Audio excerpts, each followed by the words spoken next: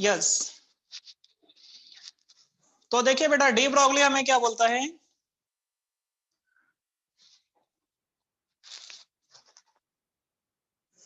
Homework आज दूंगा बेटा मैं इसका, फोटो इलेक्ट्रिक डी ब्रॉगली दोनों का दूंगा।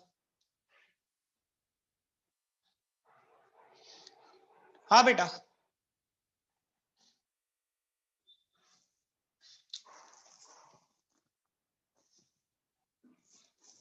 देखिए प्लीज,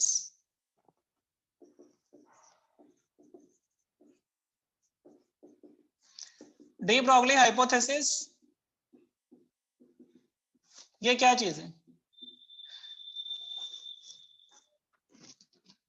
फोटो इलेक्ट्रिक इफेक्ट का जो एक्सपेरिमेंट था उससे ये बात प्रूव हो चुकी थी कि पार्टिकल और वेव दोनों के जैसे बिहेव करता है बेटा लाइट, मतलब लाइट में ड्यूअल नेचर होता है। तो डी ब्रॉगली ने क्या बोला, डी ब्रॉगली ने ये बोला कि अगर लाइट में ड्यूअल नेचर है, मतलब वेव के अंदर पार्टिकल नेचर है, तो फिर पार्टिकल में भी वेव नेचर होना चाहिए, ऐसा डी ब्रॉगली ने माना। मतलब अकॉर्डिंग टू डी ब्रॉगली जो वेव नेचर अपन देख रहे हैं लाइट के लिए, तो डी ब्रॉगली बोलते हैं कि वो जितने पार्टिकल हैं सब पे लगता है, जितने पार्टिकल हैं वो सब पर लगता है। मतलब अगर आप कोई 1 किलोग्राम की बॉडी ले लें, एक इलेक्ट्रॉन ले लें, कोई हाइड्रोजन का मॉलिक्यूल आप ले लें, सब पर ही लगना चाहिए इसको, जो लाइट के लिए एप्लीकेबल है वो सबके लिए एप्लीकेबल। तो ऐसा डी ब्रॉगली ने बताया। तो आप इसको लिख लीजिए, मैं बोल रहा हूं, according to de Broglie, according to de Broglie hypothesis, according to de Broglie hypothesis,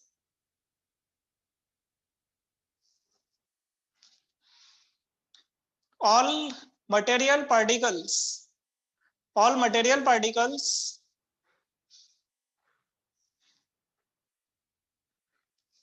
should have wave nature, all material particles should have wave nature, as that of light photon, as that of light photon.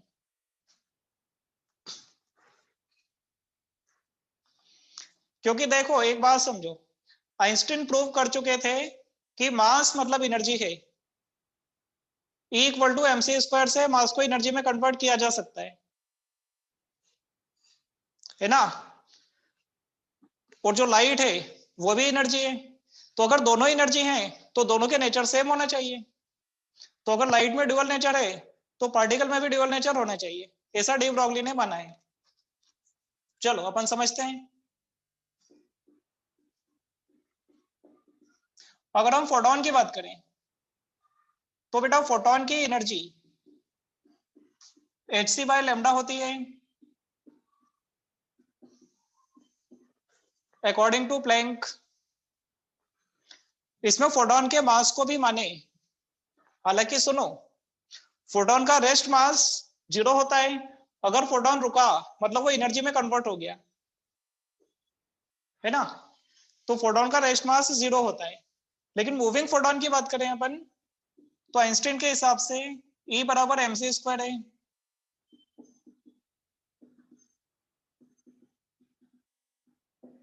De Broglie ने क्या करा है, इन दोनों को combine कर दिया। तो बेटा आपको इसके अंदर, अच्छा यहाँ पर एक और बात है, आप E को ऐसा भी लिख सकते हो mc इंटू सी और E equal to P C. Mass को वेलोसिटी से मल्टीप्लाई करो, मोमेंटम आ गया, है ना। ये इक्वेशन 1, इक्वेशन 2। तो फ्रॉम 1 एंड 2 हमको मिलता है p c equal to h C by lambda. इसका मतलब lambda equal to h upon p. अब देखिए डी ब्रॉगली ने क्या बोला, डी ब्रॉगली ने बोला है कि ये जो रिलेशन फोटोन के लिए हमने बनाया है ये दुनिया के सारे पार्टिकल पे लगा सकते हो, कोई दिक्कत नहीं। कोई प्रूफ उन्होंने नहीं दिया, ये केवल हाइपोथेसिस था बेटा, केवल उन्होंने सोचा था। करेक्ट।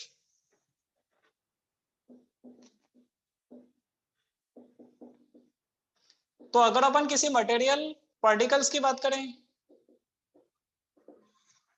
तो P equal to m v, तो लेमडा वहां पर हो जाएगा H अपॉन एम वी, ऐसे।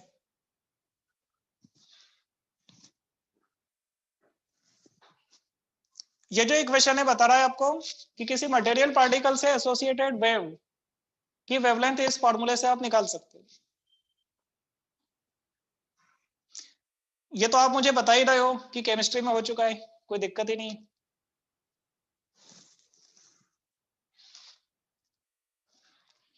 हाँ, हम एक्चुअली वेव की तरह चलते नहीं है ऐसा नहीं बोलेंगे। हमारा जो वेव नेचर है वो उतना स्ट्रांग नहीं है कि हम उसको एक्सपीरियंस कर सके।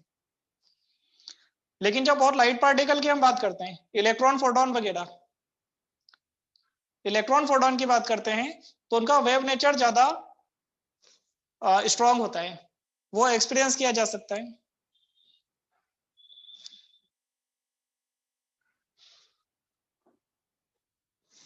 हाँ बेटा, सही बोल रहे हो। तो सुनो, इस पर बहुत छोटे छोटे सवाल बनते हैं। इलेक्ट्रॉन वेव नेचर शो करता है बेटा, मतलब इलेक्ट्रॉन ऐसा कोई लोकलाइज पार्टिकल नहीं होता है ना, जानते हैं आप लोग, केमिस्ट्री में पढ़ाई है आपने। हाँ श्रेयस बोलो बेटा। जब आप इलेक्ट्रॉन की बात करते हो तो आपने पढ़ा होगा हाइड्रोजन एटम, जब आपने पढ़ा था तो इलेक्ट्रॉन का क्लाउड होता है, मतलब हाइड्रोजन का न्यूक्लियस के आजू बाजू जो सिंगल इलेक्ट्रॉन होता है, तो ऐसा नहीं होता है कि एक जगह पर पार्टिकल है और बाकी पूरा स्पेस खाली है, एक क्लाउड जैसा बना लेता है, वो बहुत हाई स्पीड में चलता है। तो कोई फिक्स लोकेशन उसकी ऐसी नहीं होती है, आप उसके लोकेशन को डिसाइड नहीं कर सकते हो।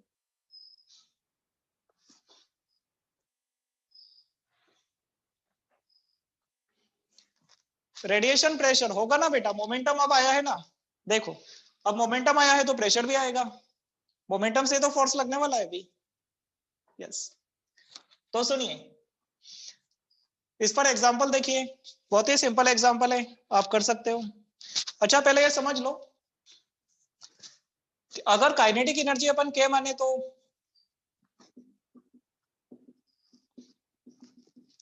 इफ के इक्वल टू काइनेटिक एनर्जी, तो क्या हम ऐसा लिख सकते हैं कि k equal to p square upon 2m।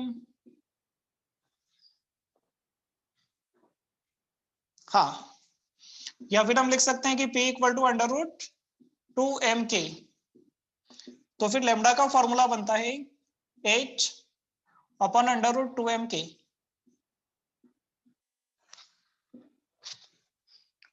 बेटा ये फॉर्मूला तब लगा देंगे जब आपको काइनेटिक एनर्जी पता हो। ठीक है, एक और बात सुनो,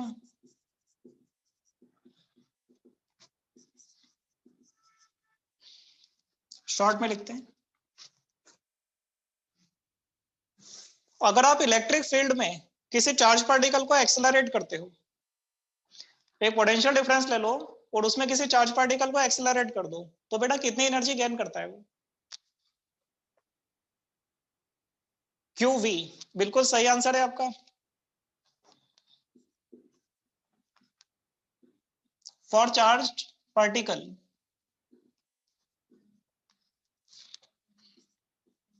एक्सेलरेटेड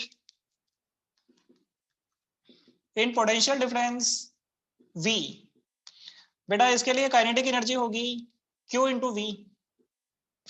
आप काइनेटिक एनर्जी की जगह पर उसकी वैल्यू रख दो, तो फिर आपको लेमडा की वैल्यू मिल जाएगी। बेटा लिखिएगा इसको।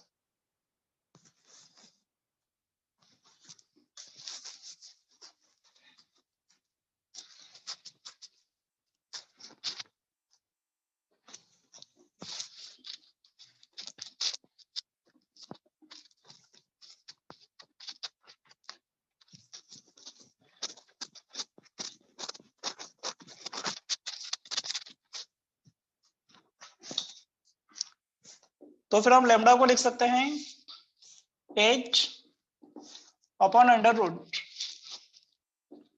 2m⁴v, ऐसा लिखा जा सकता है। जब हम बात करते हैं बेटा इसके अंदर इलेक्ट्रॉन की, तो इलेक्ट्रॉन के लिए जो फिक्स डाटा है अपन यूज कर सकते हैं। तो ये वैल्यू बन जाती है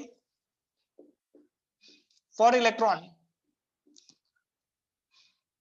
लेमडा होता है 12.27 अपॉन अंडर रूट v, और ये एंगस्ट्रॉम में आता है बेटा।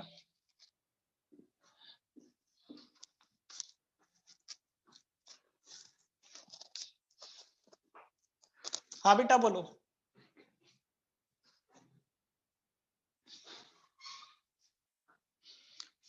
इलेक्ट्रॉन का मास, चार्ज और प्लैंक्स कांस्टेंट, ये सब कांस्टेंट ही तो हैं, इन सब की वैल्यू रख देंगे और यूनिट कन्वर्ट करने के बाद ये वैल्यू अपनी बनती। कन्वर्जन करा भी जा सकता है, यूनिट कोई बहुत बड़ी चीज नहीं है, कैलकुलेटर से हो जाता है।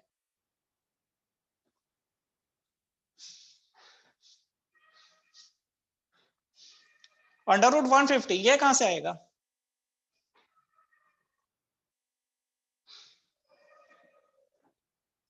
ठीक है,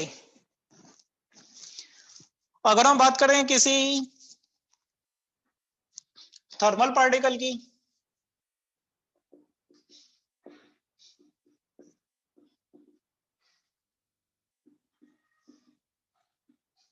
अनचार्ज पार्टिकल्स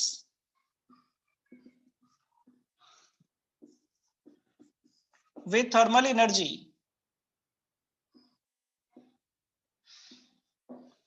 बेटा अनचार्ज पार्टिकल है, थर्मल एनर्जी उसके अंदर है।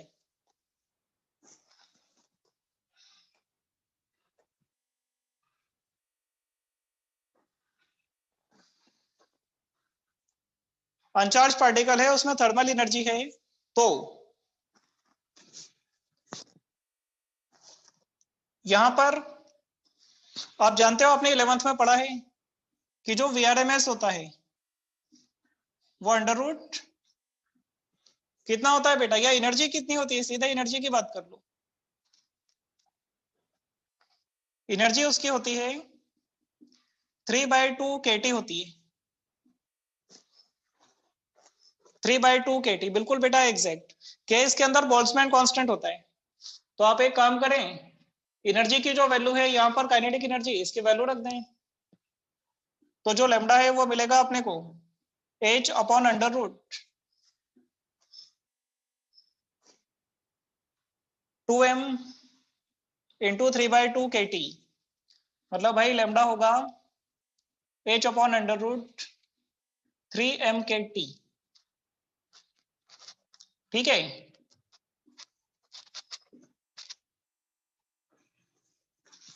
ये किसके लिए आ गया आपका? थर्मल पार्टिकल्स के लिए आ गया, जैसे कोई गैस वगैरह हो गई, उसके लिए बात करते हैं अपन। गैस मॉलिक्यूल्स ले लो,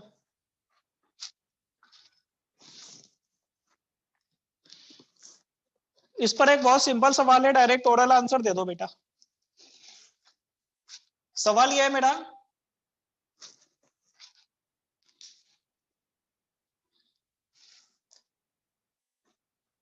हाँ ठीक है, सवाल यह है कि अगर अपन टेम्परेचर को डबल कर दें तो लेमडा कितने टाइम्स हो जाएगा? 1/√2 टाइम्स। ठीक है,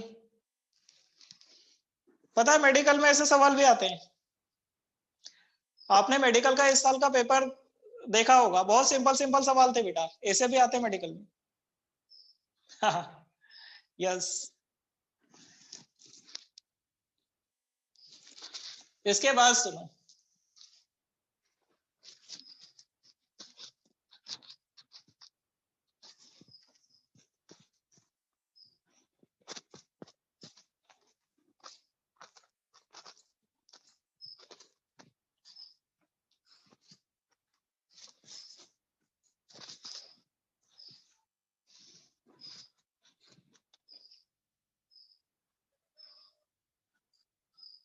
हाँ सही बोल रहे हो। चलो देखो ध्यान से सुनो, एग्जाम्पल है आपका, यहां पर कोई न्यूक्लियस है बेटा, न्यूक्लियस एट रेस्ट, ये रेडियो एक्टिव न्यूक्लियस है। अब ये न्यूक्लियस क्या करता है, क्योंकि रेडियो एक्टिव है तो अपने अंदर से अल्फा बीटा पार्टिकल ये रेडिएट करता रहता है। तो इसने क्या करा, एक अल्फा पार्टिकल इसने फेंका यहां से राइट में। अब अल्फा पार्टिकल ये राइट में फेंका तो न्यूक्लियस अपना पीछे की तरफ रिकॉइल हो गया, बचा हुआ है ना। तो अल्फा पार्टिकल फेंकने के बाद ये पीछे रिकॉइल होता है। अगर अल्फा पार्टिकल की डी ब्रॉगली वेवलेंथ लेमडा 1 है और न्यूक्लियस की डी ब्रॉगली वेवलेंथ लेमडा 2 है, तो आप बताइए लेमडा 1 अपॉन लेमडा 2 का रेशियो कितना है?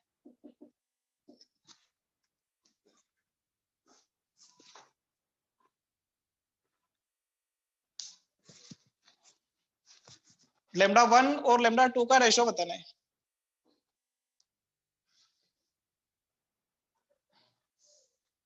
वन आंसर दे रहे हैं आप, 2 भी दे रहे हैं, और आंसर आने दो। 1/2 भी आंसर है, 2:1 है।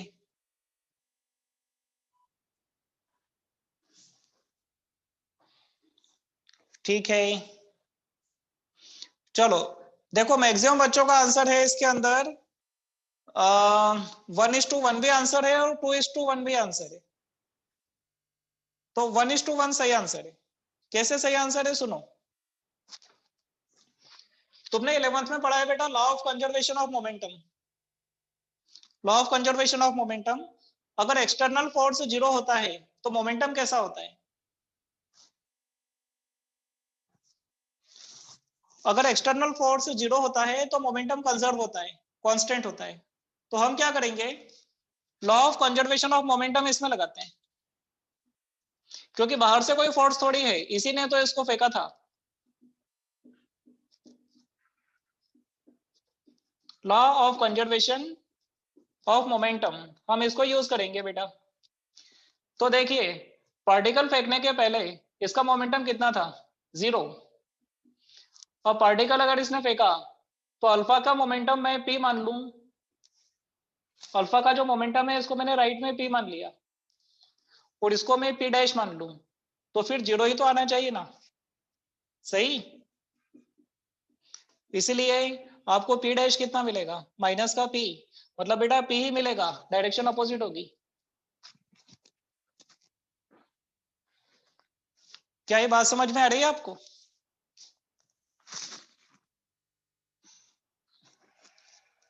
क्योंकि बाहर से फोर्स अपना 0 है, इसलिए नेट मोमेंटम, हाँ देखो मैं रिपीट कर रहा हूं वापस से, जब तक बाहर से कोई फोर्स आप ना लगाओ मोमेंटम चेंज नहीं हो सकता सिस्टम का। ये law of conservation of momentum होता है। तो यहां पर क्योंकि कोई बाहर से फोर्स नहीं लग रहा, इसने अपने अंदर से पार्टिकल को फेंका है, तो मोमेंटम कंजर्व है। बेटा पार्टिकल फेंकने के पहले मोमेंटम कितना था, 0। तो पार्टिकल फेंकने के बाद भी कितना होना चाहिए, 0। तो अगर ये P है और ये P डैश है तो P डैश प्लस P बराबर 0 होगा। तो फिर P डैश किसके बराबर होगा, माइनस P के। तो इसको भी सेम मोमेंटम मिलेगा लेकिन अपोजिट डायरेक्शन में।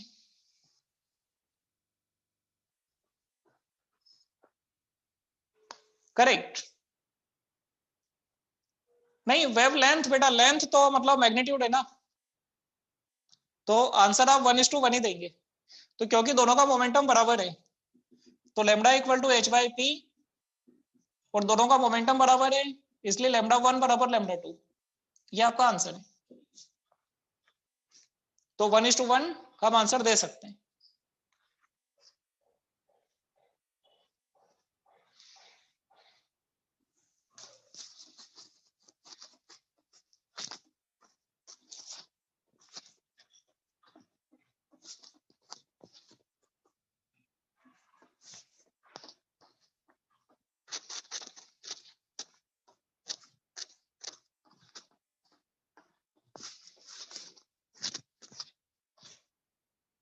हाँ बेटा देखिए, इसके बाद एक सवाल है सिंपल सा।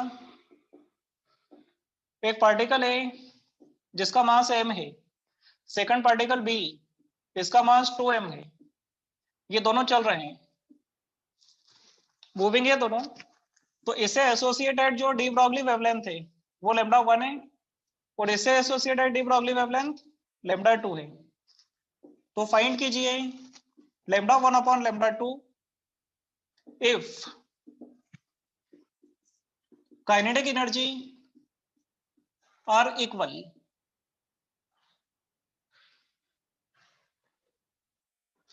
अगर दोनों की काइनेटिक एनर्जी बराबर है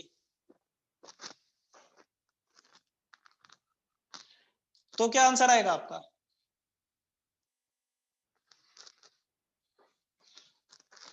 one by root two, two by one, under root two by one. हाँ ठीक है बेटा, under root two by one बहुत सारे बच्चों का आंसर आ रहा है, टू बाय वन भी आ रहा है। चलो अपन चेक करते हैं। लेमडा की वैल्यू काइनेटिक एनर्जी की टर्म्स में, लेमडा की वैल्यू काइनेटिक एनर्जी की टर्म्स में h upon under root 2m के, यही था अपना फॉर्मूला, है ना? तो इस फॉर्मूले को ध्यान से देखिए, यहां पर h सेम है काट दो, 2 भी सेम है काटो, काइनेटिक एनर्जी भी दोनों की सेम है, इसको भी काटो, तो प्रोपोर्शन में क्या बचेगा? 1 अपॉन अंडर रूट m बचेगा। इसीलिए lambda 1 upon lambda 2 equal to under root m2 upon m1 होगा बेटा। और m2 कितना है आपका? 2m अपॉन m, तो आपका करेक्ट आंसर होगा अंडर रूट 2:1।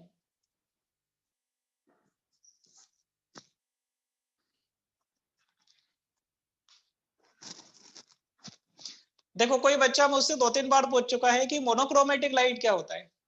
बेटा मोनोक्रोमेटिक का मतलब सिंगल वेवलेंथ का लाइट हम लेते हैं। मोनोक्रोमेटिक मतलब जिसके अंदर एक सिंगल वेवलेंथ होती है, हम उसमें कोई मिक्सचर नहीं लेते लाइट का। जैसे व्हाइट लाइट हम लेते हैं ना,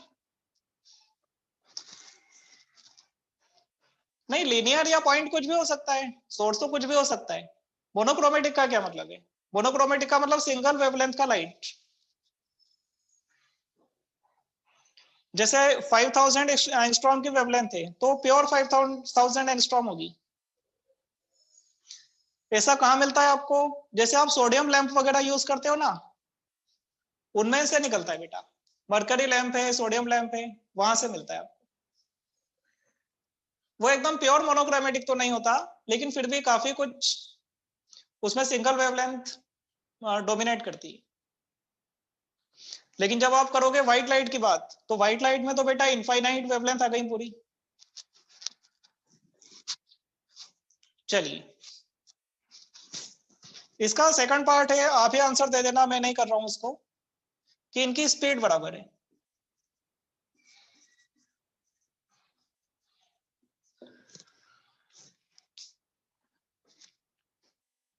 टू इज टू वन।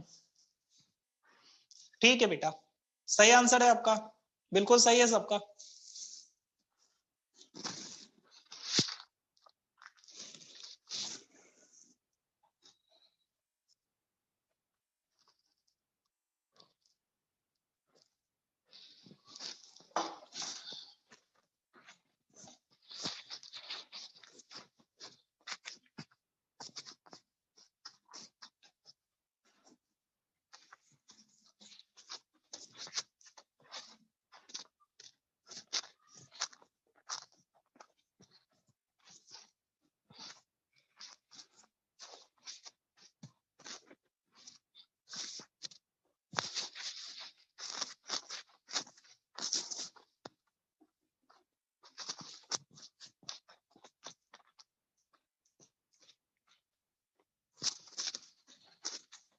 ठीक है बेटा, तो अभी अपन आते हैं रेडिएशन फोर्स एंड प्रेशर पे आते हैं।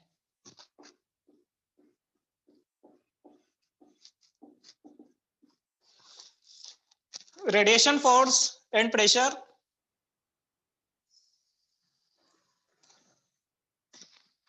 क्या बोल रहे हो बेटा? लाइट ज्यादा चमक रहा है क्या इस पे?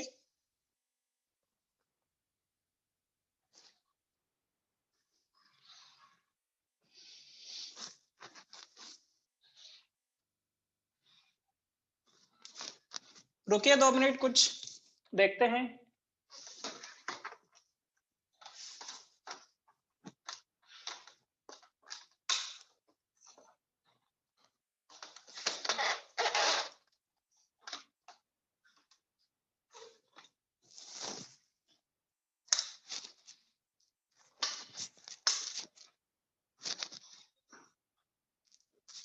अब बेटा अभी ज्यादा ठीक है कि पहले ज्यादा ठीक था?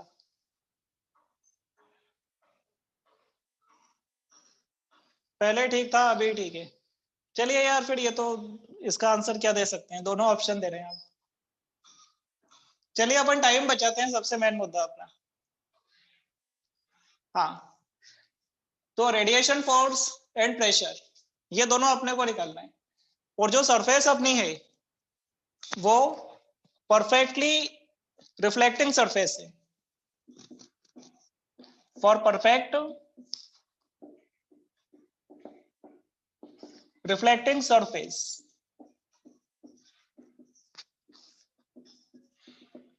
देखिए बच्चों, सपोज कीजिए कि ये कोई प्लेट है अपने पास, मिरर भी मान सकते हो, परफेक्ट रिफ्लेक्टिंग है ये। इस पर लाइट यहां से इंसिडेंट होता है ऐसे।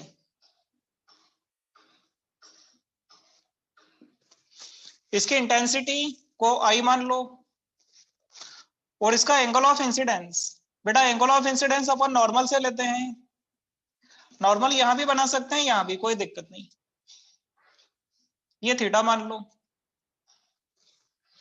है ना। इसका जो एरिया होगा बेटा पूरा, आप एरिया इसका ए मान लो। तो अब ध्यान से देखना, अगर हम बात करें मोमेंटम की, तो मोमेंटम का जो फॉर्मूला था,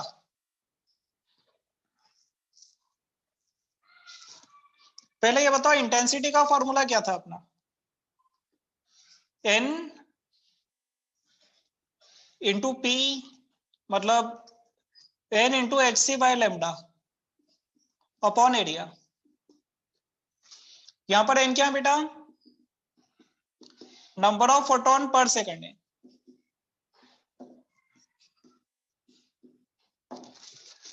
जरा देख के बताना, इस फॉर्मूले में एक गलती है जो मैंने जानबूझ के करी है, आप बताइए वो गलती ढूंढिए।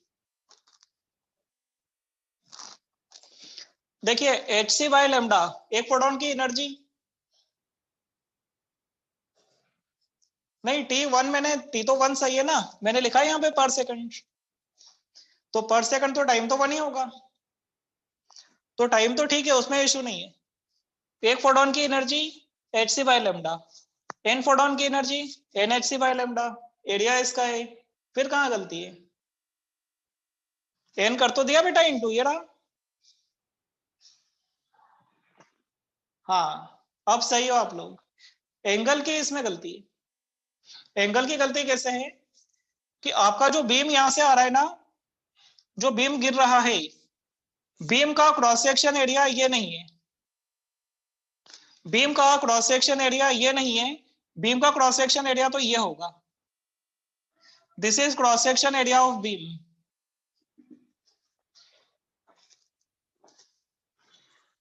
है ना। बिल्कुल बिल्कुल सही बोल रहे हो, अपन इसका कॉस कंपोनेंट लगाएंगे बेटा। अगर ये एंगल आपका थीटा है तो ये 90 माइनस थीटा होगा, और थीटा यहां दिखेगा आपको।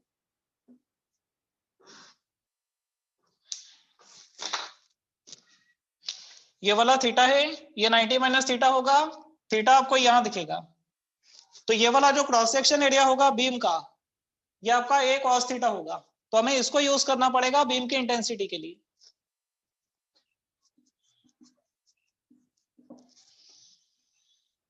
ऐसे, अब समझो,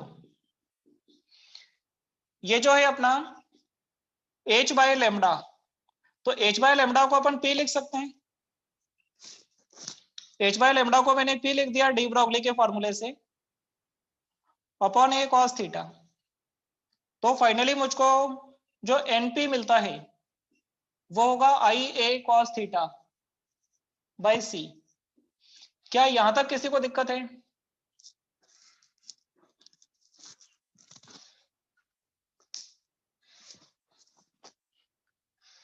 बेटा np मतलब total momentum, np means total momentum, इतना इंसिडेंट हो रहा है, ठीक है। तो अब सुनो अब क्या होगा, हम निकालना चाहते हैं फोर्स कितना लगा। तो जो फोर्स होगा न्यूटन लॉ लगाएंगे बेटा, delta P by delta T, ये फोर्स का फॉर्मूला है ना। और देखना फोर्स पे ध्यान देना प्लीज, हमने सरफेस कौन सी ली है, परफेक्ट रिफ्लेक्टिंग। तो डायग्राम समझना, एक फोटोन आया जिसका मोमेंटम p था, तो जिस एंगल पर लाइट आता है उसी एंगल पर तो रिफ्लेक्ट होता है। तो अगर ये थीटा एंगल पर आया था तो लौटेगा भी थीटा पे, करेक्ट। तो मोमेंटम का जो चेंज होगा वो होगा 2p cos थीटा। इसमें कोई डाउट हो तो बताना मुझे।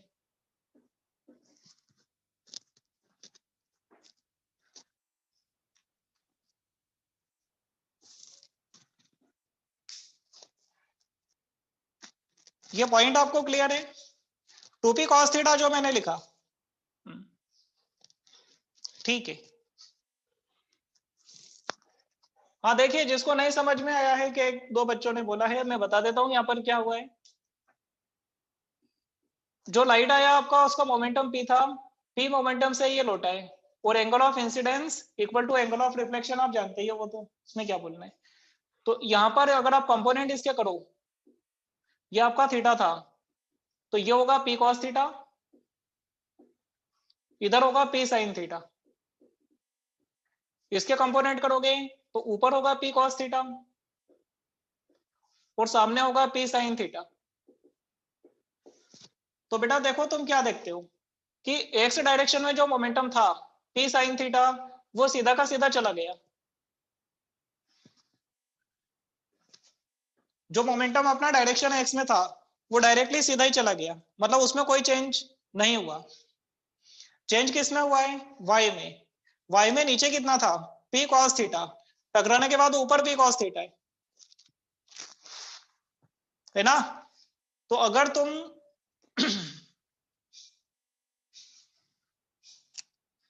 रुको 2 मिनट रुको,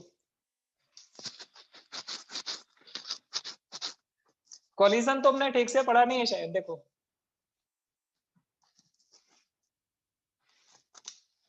वर्टिकल कंपोनेंट में बता रहा हूं, थोड़ा सा बड़ा डायग्राम बना देता हूं, समझ में आ जाएगा। ये पार्टिकल ऐसे आया और इधर चला गया। बेटा जब ये आया था तो इसका मोमेंटम p था, जब लौटा तब भी p है। Angle of incidence equal to angle of reflection होता ही है वो तो।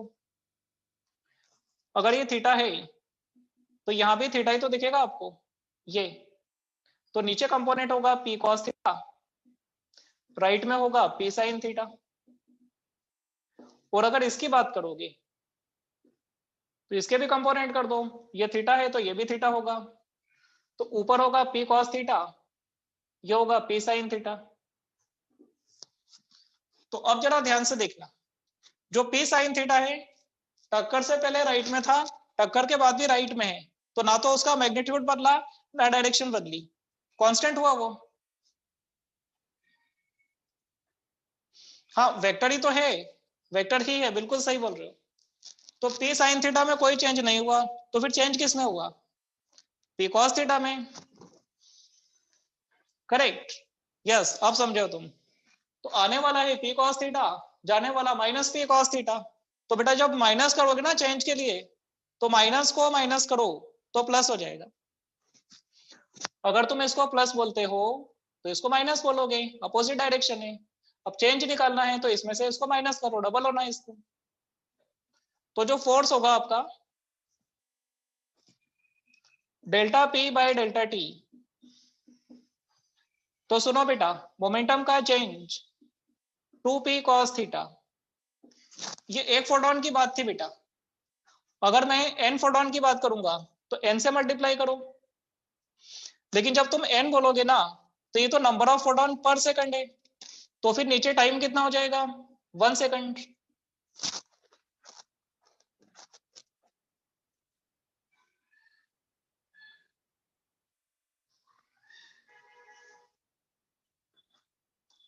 हम्म,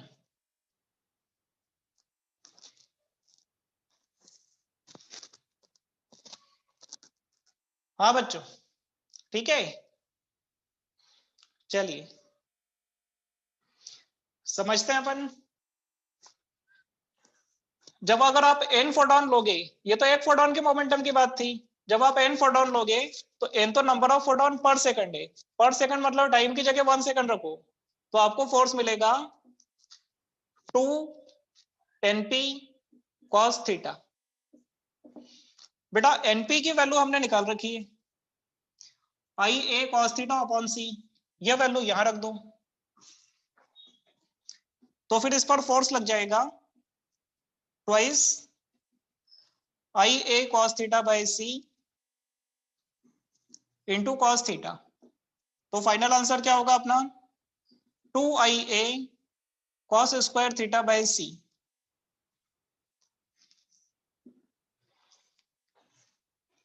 बेटा ये फॉर्मूला किसका आ गया, रेडिएशन फोर्स का। अब प्रेशर चाहिए तो एरिया से डिवाइड कर दो, प्रेशर निकालना है तो एरिया से डिवाइड करो। और सुनो एक मिनट, पूरी बात सुनना, ये जो फोर्स लग रहा है ना, ये नीचे की तरफ लगेगा, ये फोर्स अपना ऐसे लगेगा वर्टिकली डाउनवर्ड, ये तिरछा फोर्स नहीं लगेगा बेटा।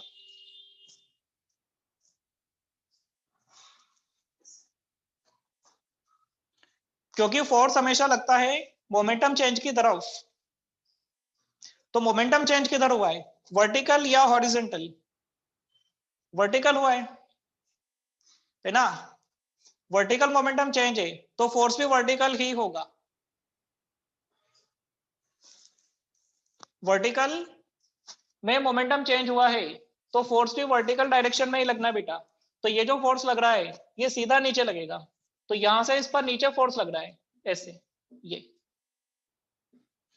अब एक काम करो, प्रेशर लोगे तो फोर्स अपॉन एरिया,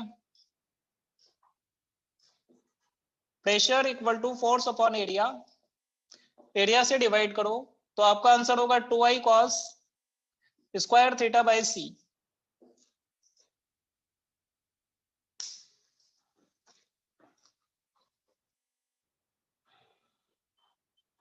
बेटा ए का स्क्वायर क्यों होगा,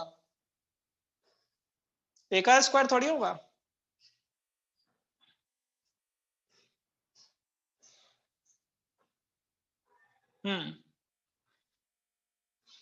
ठीक है बेटा।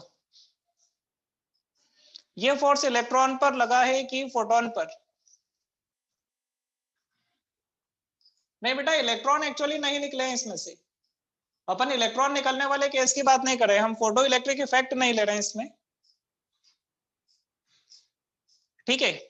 ये जो फोर्स लगा है ये इस मेटल के पीस पे लग रहा है, ये जो ब्लॉक है ब्लॉक पे लग रहा है नीचे की तरफ।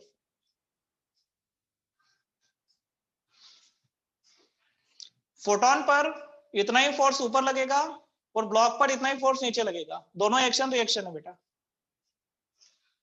चलिए इसके आगे आते हैं। अब रेडिएशन फोर्स हमें लेना है परफेक्टली एब्जॉर्बिंग सरफेस के लिए, ये अपना सेकंड केस। अभी ये फर्स्ट केस था, इसको नोट कर लो अच्छे से।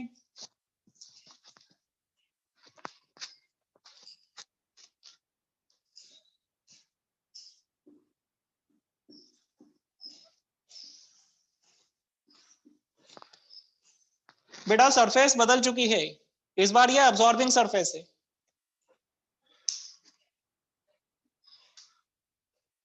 तो सुनिए, यहां तक की कहानी तो बेटा यही रहेगी, intensity I, cross section area A cos theta, तो इंटेंसिटी होगी n, hc upon lambda upon a cos theta. तो जो np की वैल्यू है वो तो आपको सेम ही मिलेगी इस केस में भी, करेक्ट। तो यहां से अपन चलते हैं आगे। बेटा इसको मिटा दूं राइट हैंड को,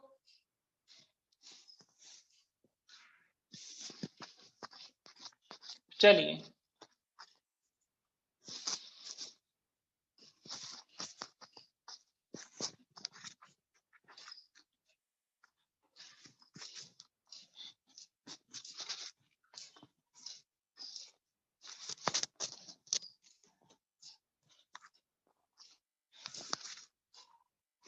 अभी अपन ब्लैक बॉडी की बात कर रहे हैं बेटा। ब्लैक बॉडी पर ये जाकर सीधा एब्जॉर्ब हो गया। तो देखो डायग्राम कैसा रहेगा, फोटोन यहां से आया और यहां से फोटोन आकर सीधा सीधा इसके अंदर एब्जॉर्ब हो गया यहां पे। क्या तुम बता सकते हो मोमेंटम चेंज किस तरफ है? फोटोन का मोमेंटम चेंज किस तरफ है?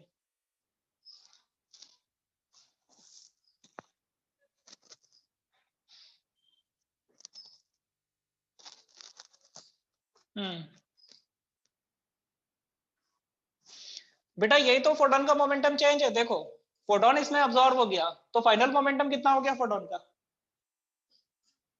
0। और इनिशियल कितना था? p। तो चेंज कितने का होगा? वेक्टर 0 माइनस वेक्टर p, तो चेंज होगा माइनस का p। ये मैं फोटोन की बात कर रहा हूं। तो फोटोन के मोमेंटम में चेंज माइनस p हो रहा है। इसका क्या मतलब है? माइनस p मतलब क्या? p के opposite. Minus p means p के अपोजिट। तो इसका मतलब है बेटा फोटोन पर फोर्स लगेगा इधर वेक्टर p के अपोजिट, इधर फोटोन पर फोर्स लगना है। और इसका रिएक्शन फोर्स जो होगा अपने ब्लॉक पर लगेगा इधर, है ना? तो जिस डायरेक्शन से फोटोन आ रहा था उसी डायरेक्शन में फोर्स लगेगा। तो यहां पर जो डायरेक्शन ऑफ फोर्स है वो यही है, इसी डायरेक्शन में फोर्स लग रहा है। फर्क समझना, रिफ्लेक्शन में फोर्स हमेशा नॉर्मल की डायरेक्शन में लगता है। रिफ्लेक्शन में फोर्स हमेशा नॉर्मल की डायरेक्शन में लगता है, लेकिन एब्जॉर्प्शन में फोर्स मोमेंटम की डायरेक्शन में लगता है। हाँ, फोटोन इसमें अब्सॉर्ब हो गया, फोटोन का रेस्ट मास 0 होता है, खत्म हो गया और उसका मोमेंटम इसको मिल गया। लेकिन क्योंकि आपने इसको रोक के रखा है तो इस पर फोर्स लग गया।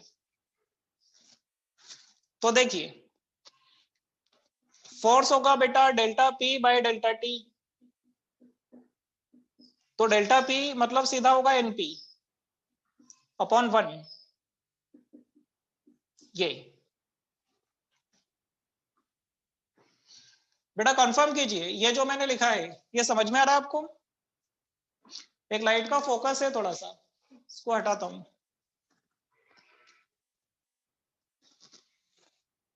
है ना?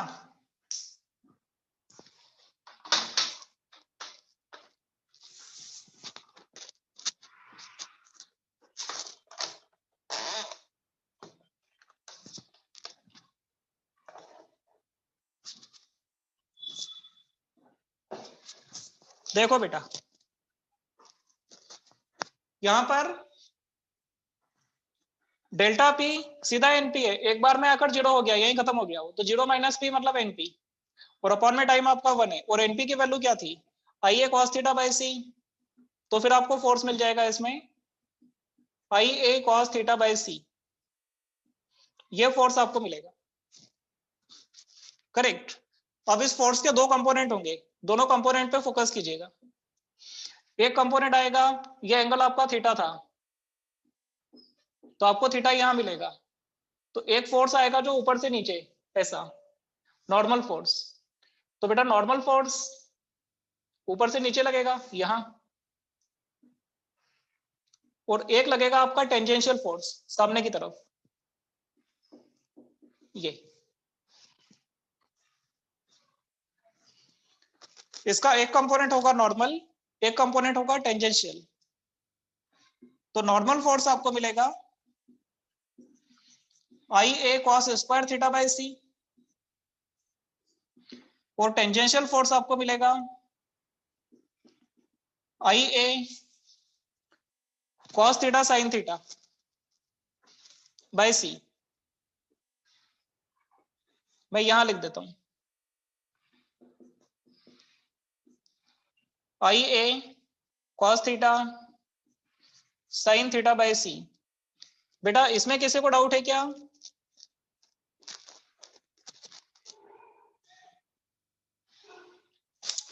बताइए प्लीज। नहीं,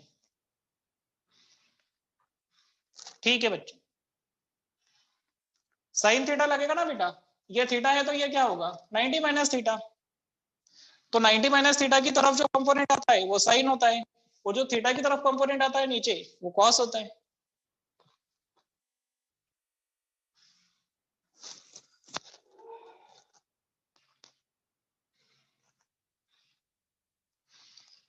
आपका फोर्स तिरछा लग रहा था, तो जो नॉर्मल डायरेक्शन में जो कंपोनेंट आएगा वो इसका कॉस कंपोनेंट है, तो इसमें कॉस लगा दो। कॉस लगेगा तो कॉस का स्क्वायर हो गया। टेंजेंट पे जाओगे तो इधर 90 माइनस थीटा है, साइन कंपोनेंट आएगा, इसी में साइन लगा दो, ये साइन आ गया।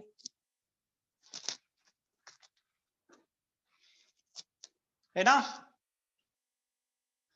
ठीक है बेटा। इसके बाद देखिए, अब प्रेशर कौन देगा ये बताओ।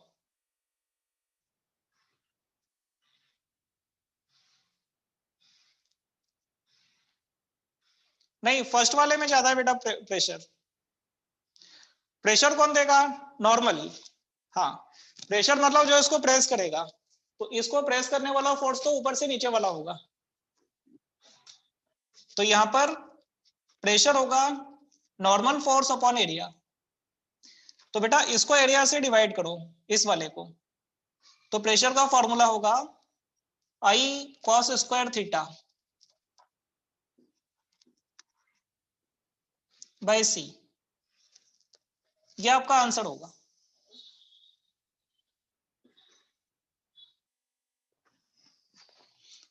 आई cos square theta by C, correct. तो आई थिंक आसान है, समझ में आ रहा है, थोड़ा सा कैलकुलेशन जरूर है बट इतना टफ भी नहीं है।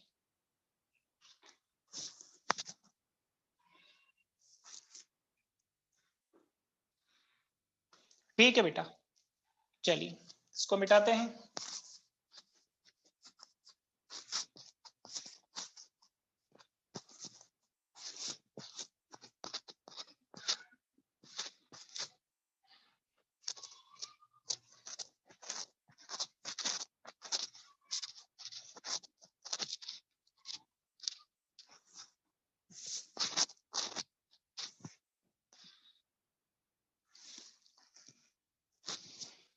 एक सवाल करते हैं बेटा इसके ऊपर अपन।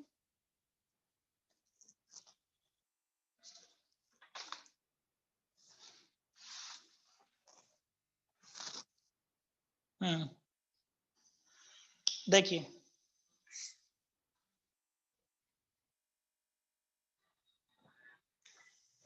ये एग्जांपल है जिसमें हॉरिजॉन्टल सरफेस पर एक ब्लॉक रखा है, एक प्लेट यहां रखी हुई है बेटा, इसका एरिया ए मान लो, इसका मास एम है, और कोएफिशिएंट ऑफ फ्रिक्शन दे रखा है आपको म्यू। यहाँ पे रेडिएशन यहां से इंसिडेंट होता है ऐसे, और इसका एंगल ऑफ इंसिडेंस 53 डिग्री आपको दे रखा है। ठीक है, आपसे पूछा है इसके अंदर कि इंटेंसिटी की वैल्यू बताइए, इंटेंसिटी की मैक्सिमम वैल्यू बताइए जिससे कि ये मूव ना करे। या फिर आप ऐसा भी कर सकते हो कि फ्रिक्शन की मिनिमम वैल्यू बताइए, कोएफिशिएंट ऑफ फ्रिक्शन की मिनिमम वैल्यू बताइए जिससे कि मूव ना करे। ये अपना सवाल है। तो फाइंड कीजिए बेटा minimum mu if plate does not slide. हाँ, एक बात बताना भूल गया, ये जो प्लेट है ये परफेक्टली अब्जॉर्बर है।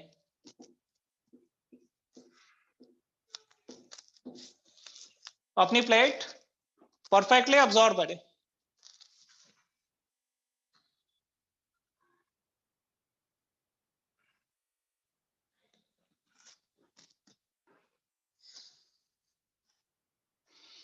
चलो अपन देखें इसमें क्या चीज है बेटा। इसका मास m है ना, तो एक तो नीचे ग्राउंड की तरफ, नीचे की तरफ लगेगा एक तो mg, और एक लगेगा आपका नॉर्मल फोर्स ये वाला IA cos square theta by C. अभी मैं नॉर्मली लिख देता हूं इसको। और एक लगेगा सामने टेंजेंशियल फोर्स। अब ध्यान से सुनना। हाँ बिल्कुल बिल्कुल बेटा, सही कर रहे हैं आप सभी लोग, अप्रोच आपका एकदम अच्छा है।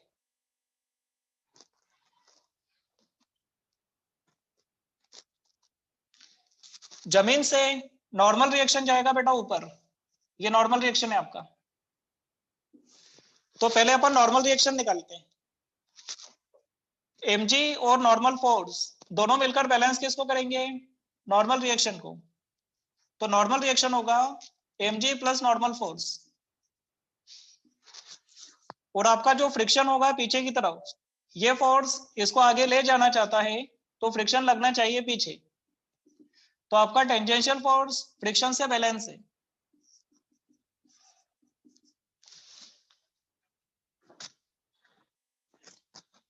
ठीक है, बिल्कुल सही। लेकिन अगर सवाल में कंडीशन है कि फ्रिक्शन की मिनिमम वैल्यू या मैक्सिमम वैल्यू, जब भी वो पूछता है ना, तो तुम्हें लिमिटिंग फ्रिक्शन पे जाना पड़ेगा बेटा। तो तुम फ्रिक्शन ले लो लिमिटिंग, और लिमिटिंग फ्रिक्शन का जो फॉर्मूला होता है वो म्यू इंटू एन होता है। और टेंजेंशियल फोर्स का फॉर्मूला ये रहा सामने, आई ए अपॉन सी कॉस थीटा साइन थीटा।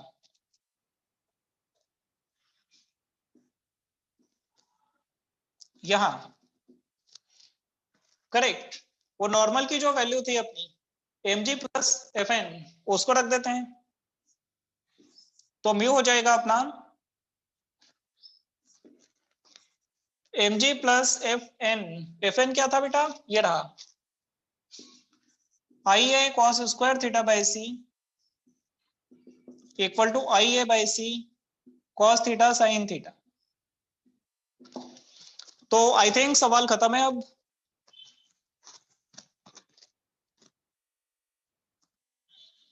है ना। आपको म्यू निकालना है तो थीटा की वैल्यू रख दीजिए cos 53 sin 53, और ये जो पूरा ब्रैकेट है इसके नीचे आ जाएगा आपका। हाँ बेटा ठीक है।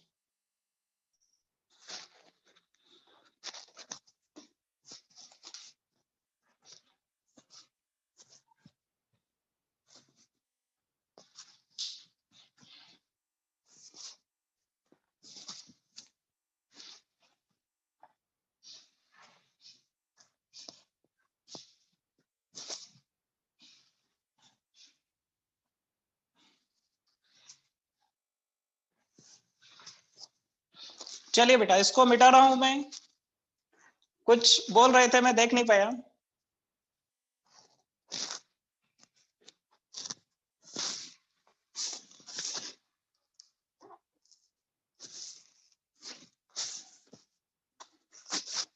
चलिए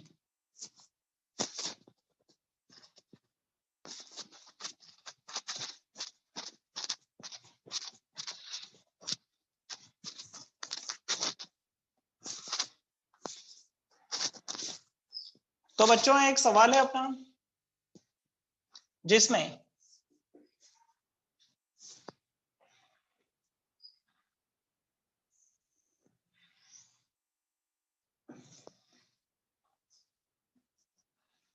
एक सॉलिड स्फीयर जो कि परफेक्ट रिफ्लेक्टिंग है,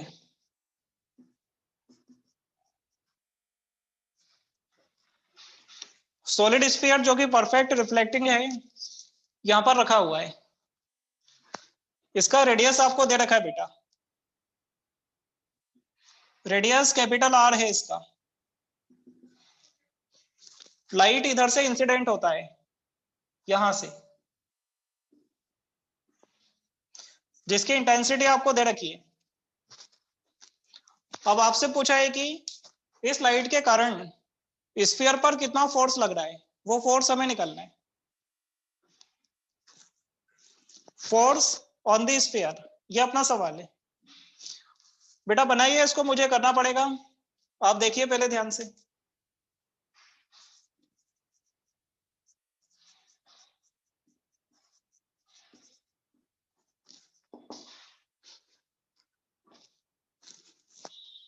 हो जाएगा बिल्कुल बेटा, हो जाएगा, आप करोगे तो।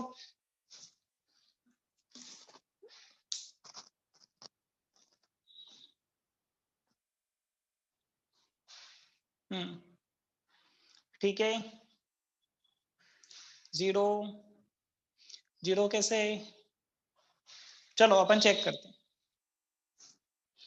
एक्चुअल में क्या हो रहा है, यहां पर एंगल वेरिएबल है यार, एंगल यहां पर वेरिएबल है। आप देखो ध्यान से, अगर आप रेडिएशन की ये वाली वेव को लेते हो इसको, तो ये वाला रेडिएशन आपका 0 डिग्री इंसिडेंस करेगा। यहां पे रेडिएशन की ये वाली जो रे आप दिख रही है, ये 0 डिग्री पर इंसिडेंट होगी, और ये वाली आपकी 90 डिग्री पर इंसिडेंट होगी, करेक्ट। तो एंगल आपका वेरिएबल है, और आप तो जानते हो जब भी कोई वेरिएबल क्वांटिटी आ जाती है तो आपको क्या करना पड़ता है,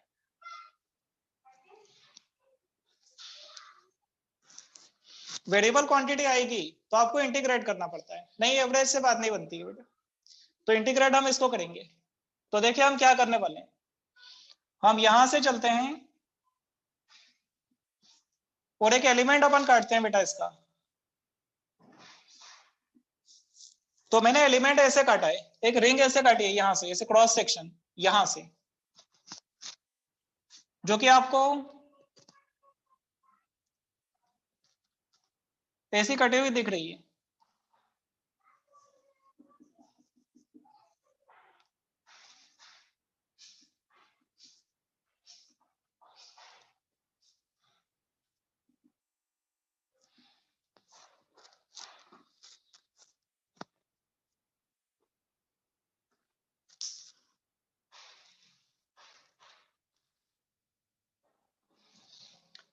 जो एलिमेंट अपन ने काटा है यहाँ पर, रिंग एलिमेंट हमने काटा, ठीक है।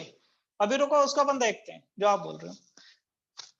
ये एलिमेंट मैंने काटा है, तो ये अपने आप में एक रिंग काटी है बेटा। तो इस रिंग का अपन निकालेंगे एरिया। तो रिंग का जो एरिया है वो मैं बता रहा हूँ कितना है। पहले रिंग की रेडियस समझो, ये रिंग की रेडियस है आपकी, क्या आप बता सकते हो कितनी है? अगर इस एंगल को थीटा माने तो, इस एंगल को थीटा माने तो रिंग की रेडियस होगी r sin थीटा। हाँ बिल्कुल, आराम से रिलैक्स होके देखना है बेटा, आप ज्यादा लोड ले लोगे तो सवाल समझ नहीं आएगा आपको। हाँ, r sin थीटा हो गया।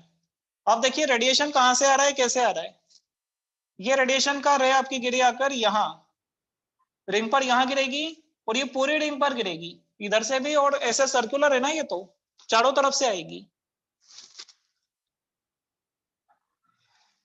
ये एंगल आपका थीटा था, तो एंगल यहाँ भी थीटा होगा इस जगह, करेक्ट। तो जो रेडिएशन गिरेगा हमें इस एरिया पे गिराना है। ये जो स्मॉल एंगल तुम देख रहे हो, छोटा सा एंगल ये वाला, इसको डी थीटा बोलो। तो एरिया मिलेगा आपको 2 pi R into R D theta. छोटे छोटे पॉइंट देखते चलो, क्या ये समझ में आ रहा है तुम्हें? 2 pi R into R D theta इसका एरिया होगा पूरा।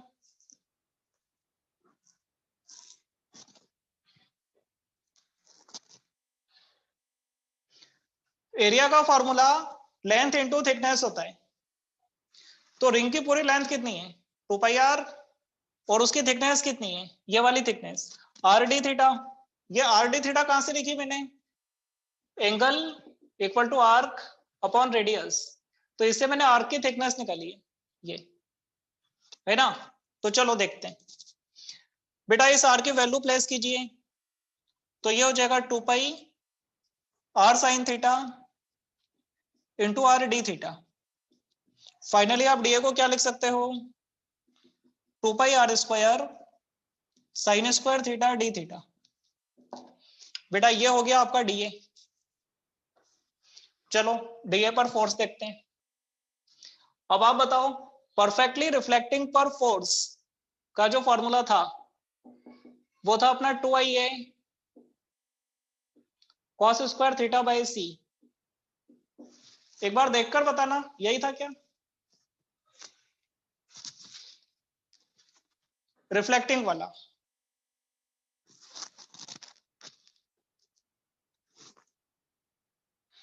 साइन पर स्क्वायर नहीं आएगा, साइन पर स्क्वायर नहीं आएगा।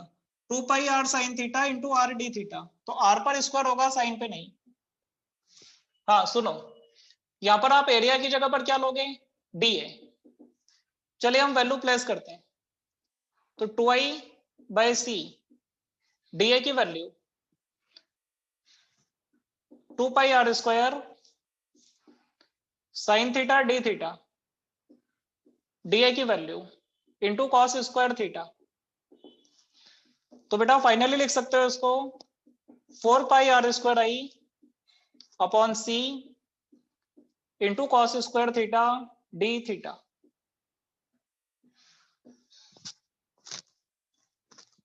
बेटा डीएफ तक की कहानी क्लियर है क्या आपको?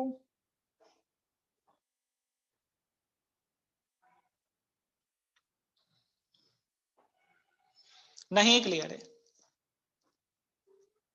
साइन कहां गया, साइन रहेगा ना बेटा, 2 pi R square sine theta into cos square theta, sine theta into cos square theta.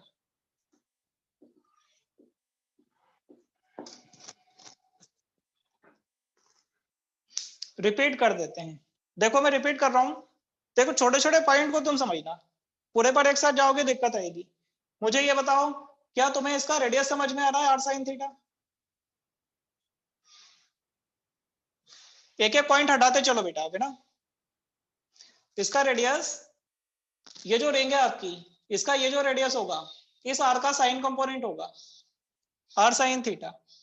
उसके बाद एरिया निकालोगे, तो इस पट्टी का जो एरिया होगा ना, वो होगा, एरिया का फॉर्मूला क्या होता है, लेंथ इंटू थिकनेस। तो इस रिंग की पूरी जो लेंथ है वो होगी 2 पाई आर, और इसकी थिकनेस मतलब बेटा ये छोटा सा आर्क ये, और जिसका एंगल डी थीटा है यहाँ पे। तो फॉर्मूला ये है बेटा, angle equal to arc upon radius. तो इस आर्क की लेंथ कितनी होगी, r D theta. Length into thickness से हमने एरिया निकाला। अब बात किसकी आ गई, फोर्स की। तो जो डीएफ है आपका, ये फॉर्मूला जो अपन ने बनाया था, मैंने डायरेक्टली इसको लिया है अभी, 2i D A cos square theta upon C. बेटा ये जो फोर्स लगा, इसमें मैंने डीए की वैल्यू प्लेस कर दी, ये रही, तो फॉर्मूला ऐसा हो गया। अब इसके बाद अभी सवाल बाकी है बेटा।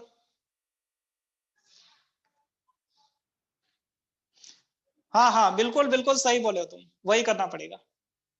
अभी देखो इंटीग्रेट करने के पहले भी एक बात है, वेक्टर को इंटीग्रेट करते समय बहुत ध्यान रखना पड़ता है हमें। हमने देखा था कि परफेक्टली रिफ्लेक्टिंग के केस में फोर्स की डायरेक्शन क्या होती है,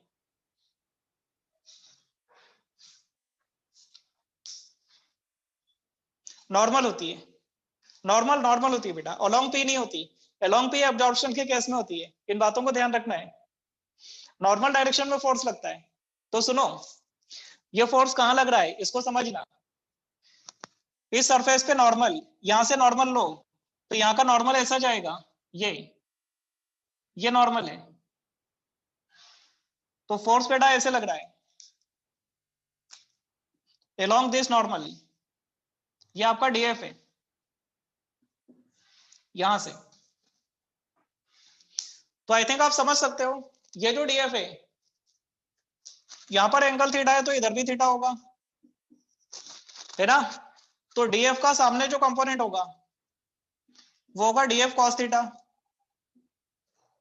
और इसका जो अंदर वाला कंपोनेंट आएगा ना बेटा, ये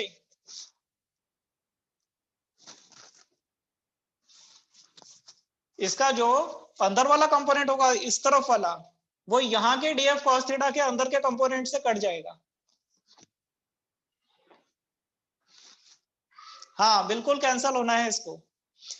जैसे यहां से डीएफ साइन थीटा, ये डीएफ कॉस थीटा आ गया, तो यहां से जो डीएफ साइन थीटा होगा ऊपर, तो वैसे यहां से जो डीएफ साइन थीटा नीचे आएगा वो आपस में कैंसिल हो गए, तो उनको अपन इंटीग्रेशन से बाहर करेंगे। तो फिर इंटीग्रेशन किसका होगा, डीएफ कॉस थीटा का।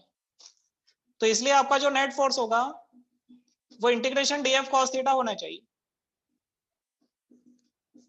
बेटा इसको कॉस थीटा से मल्टीप्लाई कर लो, तो ये हो जाएगा आपका 4 pi R square I upon C integration cos cube theta D theta, cos cube theta sine theta D theta. और बेटा एंगल सुनना कहां से कहां तक, जो एलिमेंट आपने लिया है रिंग वाला, ये एंगल आपने यहां से नापा है, तो ये एंगल आएगा आपका 0 डिग्री से लेकर 90 डिग्री तक।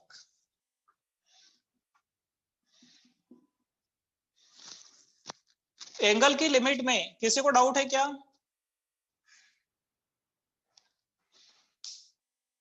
नहीं, देखो इधर पीछे नहीं जाना है आपको, आप 90 डिग्री से पीछे मत जाओ, रेडिएशन इधर से नहीं आ रहा है, बस 90 तक ही जाना है अपने को। बिल्कुल सही।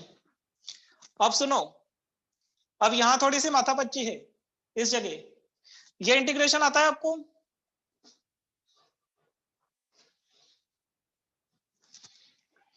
हाँ देखिए, कुछ बच्चे बोल रहे हैं आता है, कुछ बोल रहे हैं नहीं आता है। ये एक्चुअली सब्स्टिट्यूशन होता है। कैसे सब्स्टिट्यूट करते हैं इसमें, ये जो cos थीटा है इसको आप t मानते हैं या कुछ और मानते हैं? cos थीटा को आपने t माना, तो इसका डिफरेंशिएशन करो तो sin थीटा मिलेगा तुम्हें।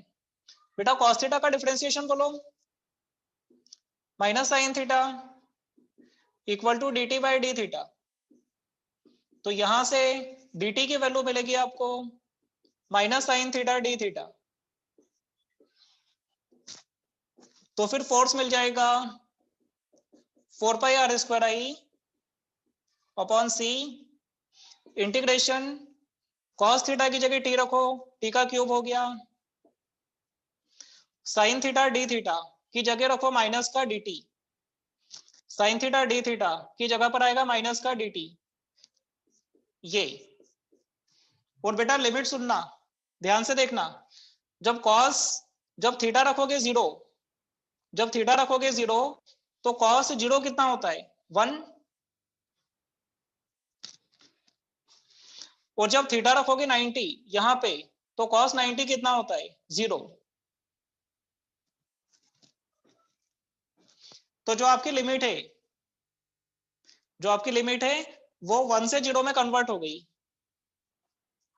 चलिए, मुझे लगता है इसके बाद आप ही करना चाहोगे।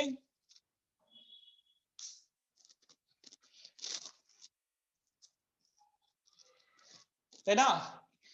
t की पावर 3 का इंटीग्रेशन क्या होगा, t की पावर 4/4, तो बेटा 4 तो कट जाएगा, और जो लिमिट आएगी 0 माइनस 1, तो 1 बचेगा ये आखिरी में।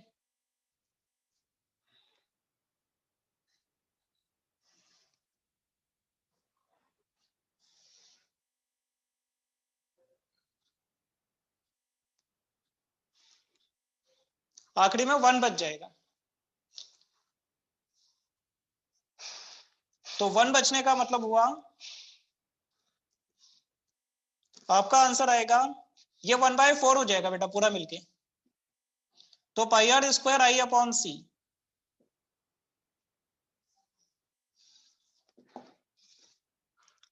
ये अपना फाइनल आंसर है। फोर्स की डायरेक्शन समझा देता हूं। जो परफेक्टली रिफ्लेक्टिंग सरफेस होती है उस पर फोर्स हमेशा नॉर्मल पे लगता है बेटा। तो यहाँ पे जो सरफेस है ऐसी, इसका नॉर्मल अंदर होगा ये, तो फोर्स आएगा ऐसे, और फिर इसके कंपोनेंट होंगे कॉस और साइन। तो यहाँ का जो साइन ऊपर जा रहा है और ऊपर से जो साइन नीचे आएगा वो आपस में कैंसिल, तो इंटीग्रेशन इसका होगा।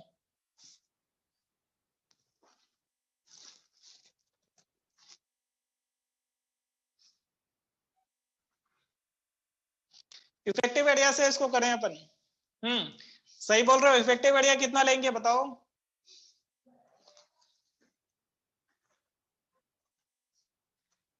पाई आर स्क्वायर।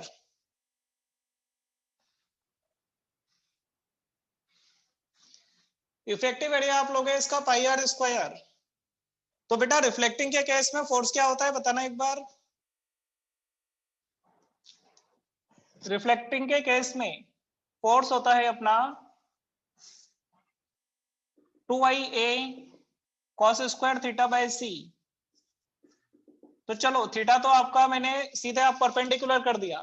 ध्यान से सुनना, आप जो बोलना चाह रहे हो इसको सीधे परपेंडिकुलर कर दो। जैसे यहां से काटो इसको, सीधा स्ट्रेट कर दो।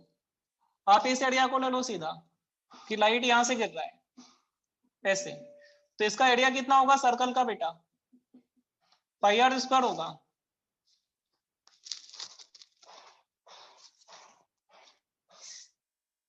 करेक्ट। सर्कल का एरिया होगा पाई आर स्क्वायर, ठीक है। तो एरिया की जगह पाई आर स्क्वायर अपन रखेंगे यहाँ पे। और जो थीटा है ये आपका 0 डिग्री हो गया, परपेंडिकुलर आ रहा है। तो cos 0 की वैल्यू 1 हो गई, तो 2 का फैक्टर आएगा यहाँ पे, जबकि 2 का फैक्टर अपना नहीं आ रहा है ना। तो इस सवाल में मत लो ऐसा, ठीक है बेटा। अपना ये डी ब्रॉगली भी लगभग कंप्लीट ही है। कुछ थोड़ा बहुत कंसेप्ट बचा है हल्का फुल्का 10-15 मिनट का, तो मैं आपको क्या करूंगा अगले वाले लेक्चर में उसको मैं पूरा करा दूंगा।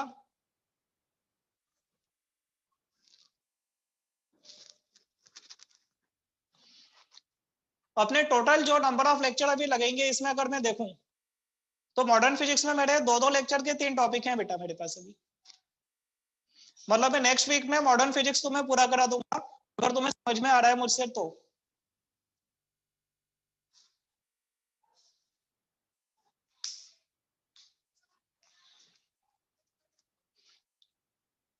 ठीक है बेटा।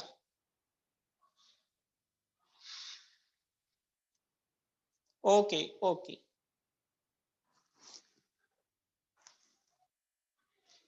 चलिए थैंक यू सभी को। आज की क्लास बंद करते हैं। स्पीड बढ़ा लेंगे बेटा, कोई दिक्कत नहीं है स्पीड की।